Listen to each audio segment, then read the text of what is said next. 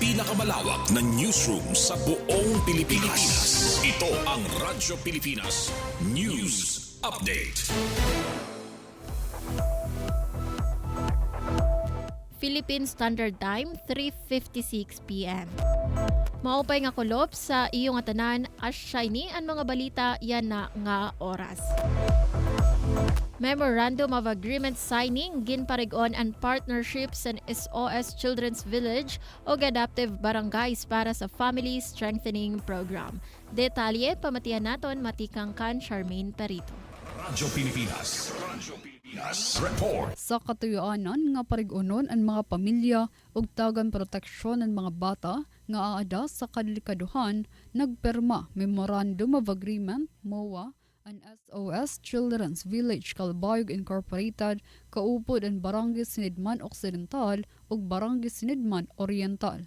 Parte ang MOA sa Family Strengthening Program nga nabulig sa mga pamilya nga maging talwas, marig-on ug magkamayada kapas nga tumindog sa kalugaringon.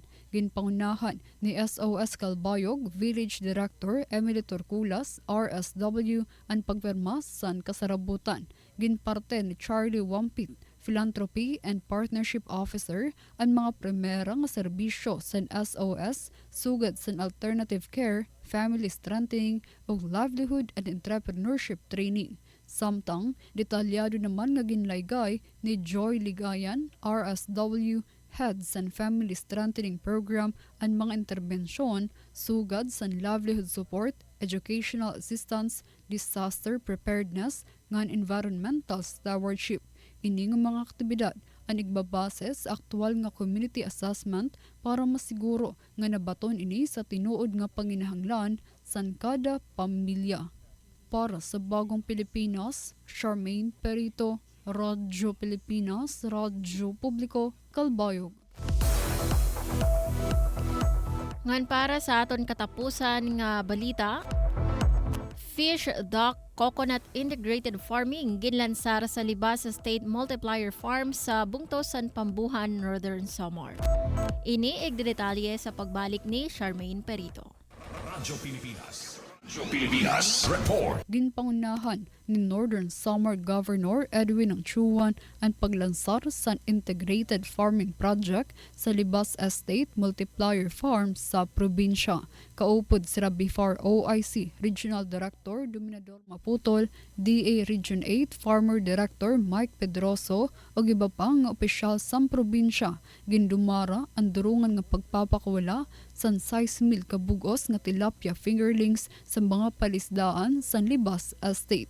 Nagtanom liwat sa mga bag-o nga tubo nga lubi tikang sa Philippine Coconut Authority PCA como parte sa proyekto. Parte ang aktibidad sa hingyap nga himuon Fish Dock Coconut Integrated Farming Model ang Libas Estate kundiin ginurusa ang palaisdaan pagataman sa itik ug pagtanom sa lubi sa uusa nga bukirin. Lain pa sa tilapia ug lubi, may adaluwat mga alaga nga manok, kambing, karabaw ug pato sa nasabi nga 42 ka hektarya nga bukirin nga gintatag iya sa gobyerno probinsyal. Pinaagi sa proyekto, magiging demonstration farm ang Libas Estate como sentro sa training, produksyon ug inobasyon sa pag-uma ug pag-ataman sa hayop sa Northern Samar. Para sa Bagong Pilipinas, Charmaine Perito, Radyo Pilipinas, Radyo Publiko, Calbayog. Asya doon kabugusan sa mga balita yan na nga oras. Padayon kamo pamati sa DYOG Radyo Pilipinas, Radyo Publiko, Calbayog para sa mga news updates. Ini si Suzette Pretensio para sa Radyo Pilipinas, Radyo Publiko. Mula